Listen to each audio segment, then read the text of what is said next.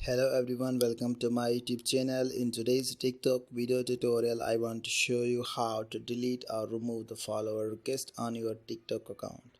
So before starting the process, I would like to ask please subscribe my YouTube channel and also give a like on this video. So first you just need to open your TikTok app that you have installed. Now here you will find a little inbox option, so simply tap on the inbox. And now on the top of the screen you will find guys the follow request. So I have only received the one request, so simply tap on the follow request, and here you can see I have received the one request. So if you want to delete the follow request, so you just need to simply tap on the little cross button, and here you can see I have successfully deleted the follower request on my TikTok account. So now when I tap on the profile, and here you can see I have just only one follower. So this is very simple and easiest way to delete the follower request on TikTok account.